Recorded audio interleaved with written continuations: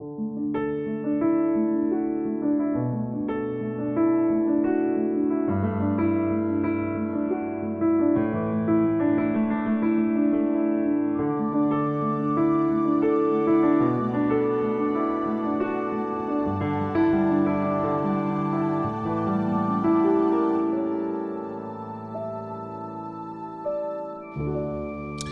good to be back with you for another day as we're continuing on our bittersweet Bible study. If you would like more information about Christ's Table, which brings these studies to you, you can visit the URL right there, www.christstable.today. Sign up for the email list whenever you get there. My name's Kevin Young, and I am lead clergy at Christ's Table. Now, if you'd like more information about this study in particular, then the URL right there at the bottom of your screen, go.christstable.today/bittersweet. That's where you're going to find information about this study. In fact, we have a couple of free resources out there for you to help guide you through this study.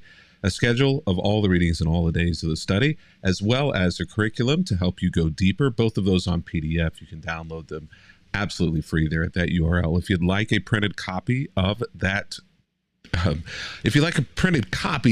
free PDF curriculum, you can get that there at the site as well. It comes attached to an entire group of resources that go along with the study. We call that a spiritual resource box. That's available to you there as well if you'd like to take a look at that and get that so you can have all the materials that go along with this study. Now, one other thing that I want to make sure that you're aware of, this will make a great gift for the holidays for anybody that perhaps is disconnected, disillusioned, disappointed, done with the church, or maybe doubting Christianity or doubting the sincerity of a lot of Christians. And I know a lot of folks are going through a lot right now because of the last few days in our nation.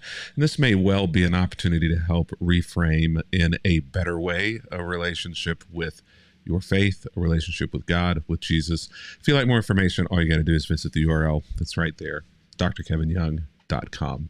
So what we're trying to do in this study that we're going through is to look at suffering, persecution, trauma, difficulty in faith, and see what we can learn. And one of the things that we have been learning and looking through verse by verse, 1 Peter, a book that is written to a group of individuals who are suffering for their faith. One of the things that we have been learning in doing that is that there are also moments of sweet that are mixed in with the bitter that help give perspective, sometimes help give distraction, sometimes help inform, and oftentimes help us hold on to something in the future down the road.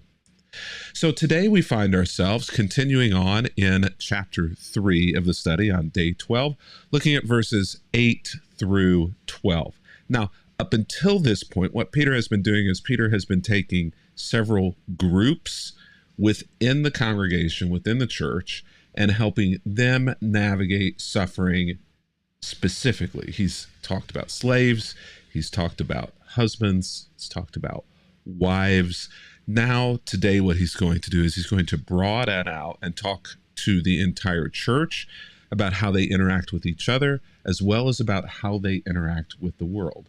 And remember, whenever we say church, oftentimes our minds immediately go to a building, a place, a specific group of people, a denomination.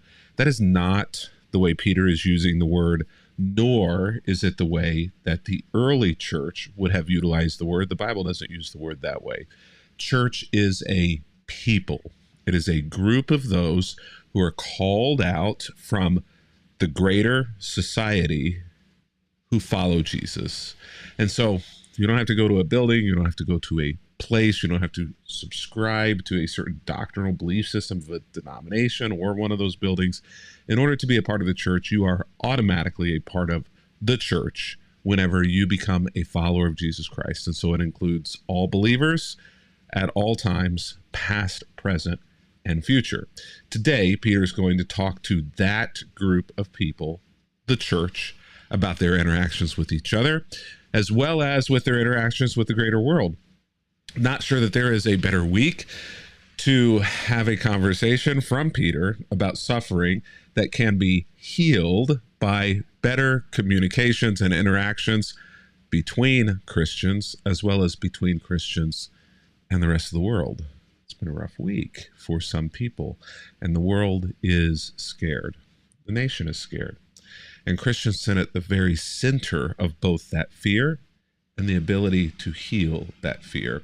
So 1 Peter chapter 3, verses 8 through 12. Why don't we just kind of go ahead and walk through these verses, then I'll have a couple of comments to make at the end of them, and we'll send you on your way off to the curriculum to put that sticky face in there, that smiley face, and be about your day. So finally, all of you listeners, all of you readers who are followers of God should be of one mind. That means that you should be essentially united together on this principle. You may not all agree on everything, but generally you should all be of the same mind or of the same thinking on topics. And then he's going to give us some ways in which that can happen. Sympathize with each other. Give each other the benefit of the doubt. Try to understand each other. Rather than look for reasons to be divided, look for reasons to be united. Sympathizing with each other, that's a great start to getting there.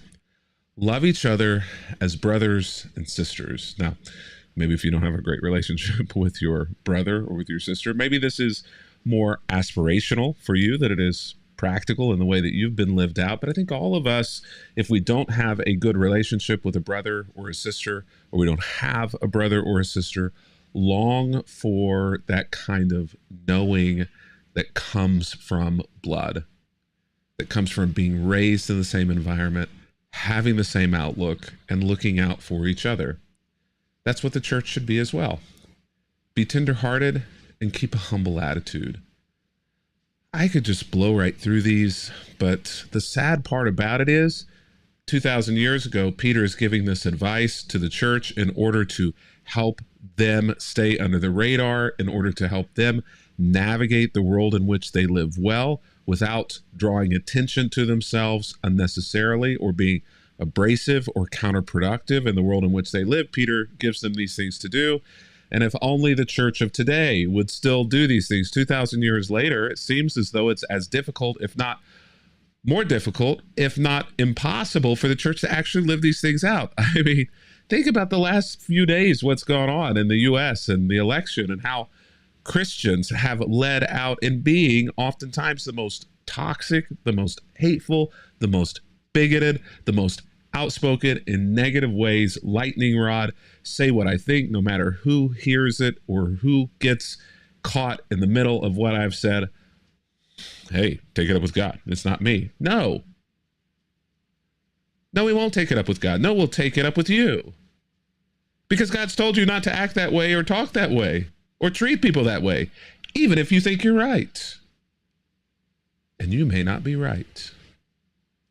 Be tenderhearted. Keep a humble attitude. I think that just that one verse, if Christians just simply were able to find a way to follow that one verse, I think the entire world would turn around, would turn towards Jesus. All of this friction, all this madness, all this ridiculousness that's happening in the court of public opinion and politics that's being driven by Christians is being driven by Christians who are not tenderhearted and who are not keeping a humble attitude. This should be a gut check for us. Peter says it's a non-negotiable. And yet, here we are.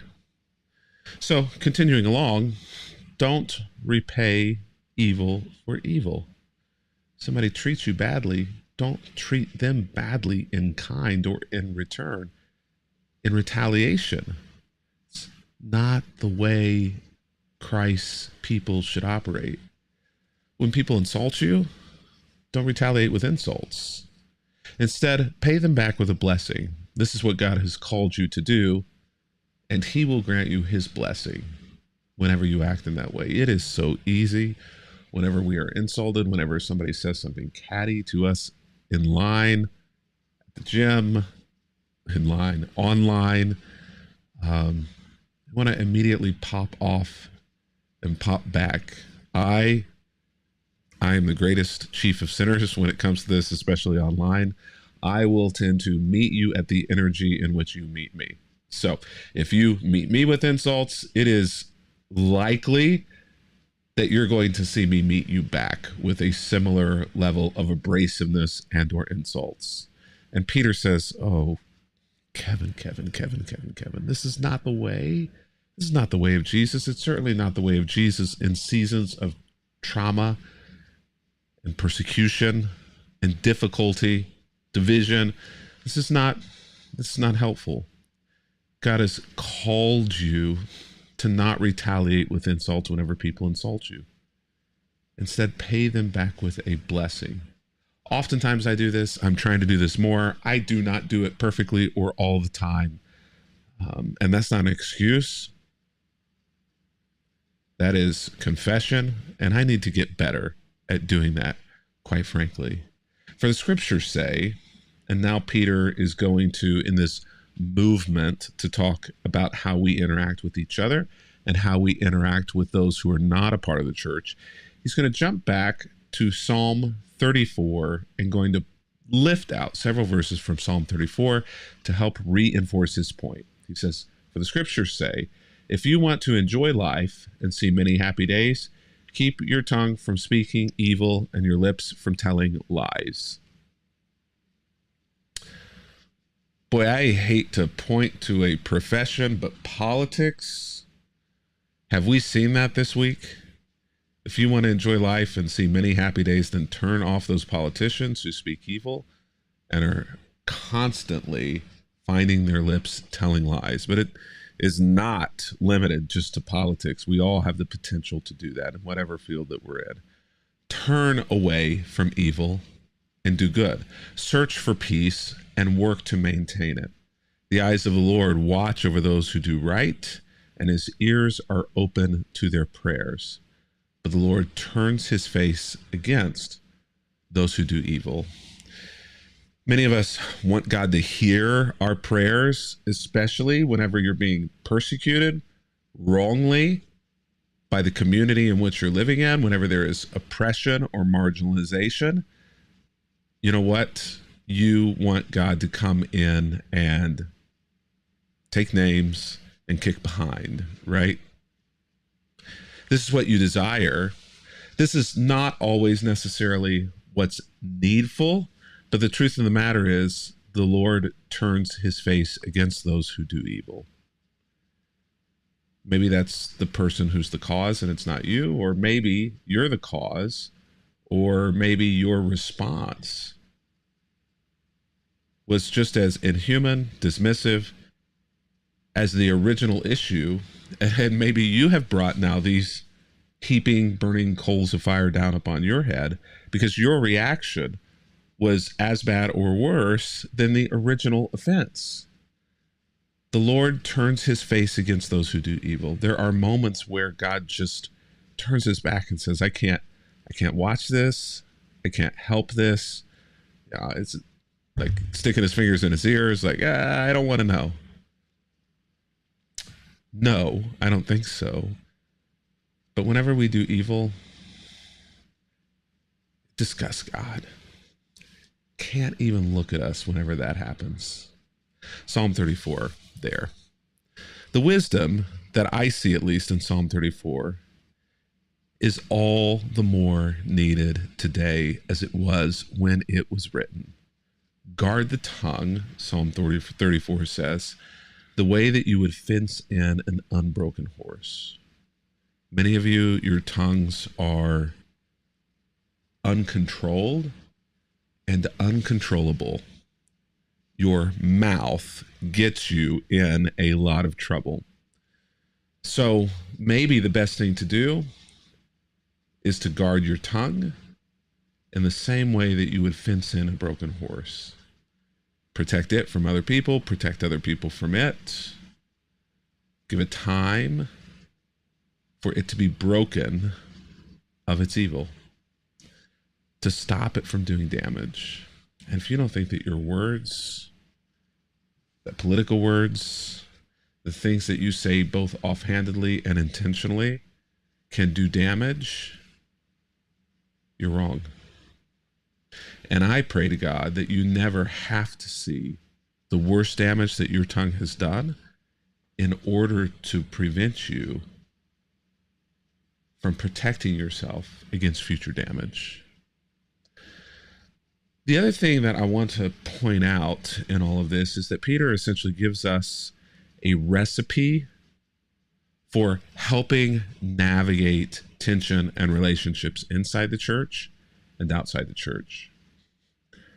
Seek peace, be gentle in speaking, and as much as is possible, be simply good people. Be a person who is peace-seeking. Be a person who is gentle-spoken, and be a person who is remarkably, surprisingly, shockingly good. Doesn't seem that simple. I mean, it doesn't seem that difficult, right? I guarantee it's a lot less simple than it seems. Well, make sure that you get over to that website before you go off to other things today. Download that study guide as well as the entire curriculum. go.christstable.today. That is the URL. Looking forward to being with you next week as we continue on this study in the book of 1 Peter.